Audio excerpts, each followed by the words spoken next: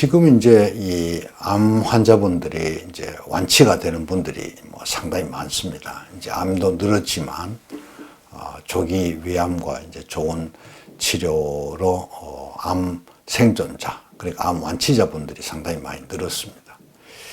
그런데 이 아이러니컬하게도 암 완치자들이 자기 건강 상태를 잘 모른다는 겁니다. 이 서울대학에서 뭐 위암 치료를 끝내고 완치가 되고 치료가 잘 되고 난 다음에 3년 경과된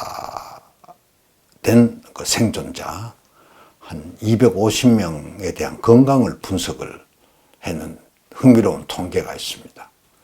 그래서 보니까 환자는 자기는 인식을 못하고 있는데 당뇨가 있는 환자분이 250명 중에 55%, 고지질 혈증이 있는 분이 3%, 당뇨 전 단계가 36%나 됐는데 문제는 본인이 자기가 그런 상황이라는 걸 모른다는 겁니다.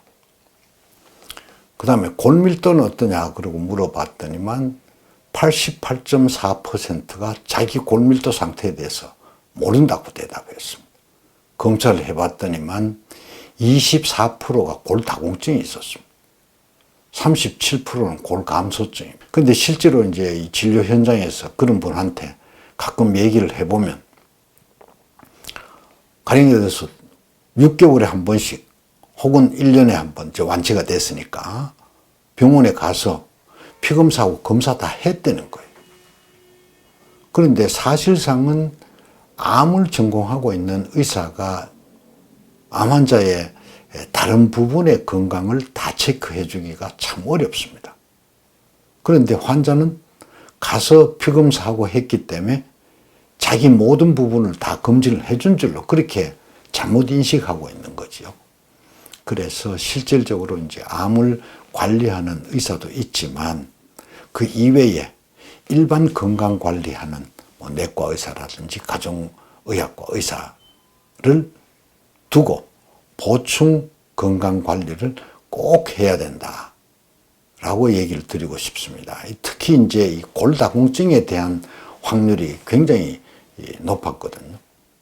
그러니까 거의 뭐 반 이상이 골감소증 혹은 골다공증이 생겼는데 이 얘기는 무슨 얘기고 하면 결국은 항암 치료 중에 그만큼 영양 결핍 상태가 영양 관리가 제대로 되지 않았다는 걸 의미합니다. 사실 항암 치료가 우리가 어쩔 수 없이 쓰는 독약이라고 제가 말씀을 드립니다. 그렇기 때문에 열심히 노력은 하지만 영양 불균형에 빠지기가 굉장히 쉽습니다. 그 다음이 당뇨입니다. 실제로 굉장히 건강했던 분들이 암 치료하고 난 다음에 당뇨가 생기는 경우가 꽤 있습니다. 첫 번째는 이제 뭐 췌장이나 담도 이쪽 편에 이제 병이 있어서 수술한 경우에는 그 수술 후유증으로 당 조절이 인슐린 분비가 잘 안 돼서 당 조절이 안 되는 경우 있을 수 있습니다. 그러나 그거 이외에도 당뇨 전 단계인 환자가 항암 치료를 겪으면서 당뇨로 넘어가는 경우가 상당히 많습니다. 그건 왜 그러나 그러면 항암 치료 부작용을 줄이기 위해서 우리가 부신 호르몬제를 씁니다. 그것도 강력하게 덱사메사존이라는 강력한 부신 호르몬을 우리가 투여를 합니다. 그래야 이제 환자가 급성 항암 부작용을 잘 견디기 때문에. 그런데 그 약이 몸도 체중도 늘게 하고 그 다음에 당뇨를 잘 일으킵니다.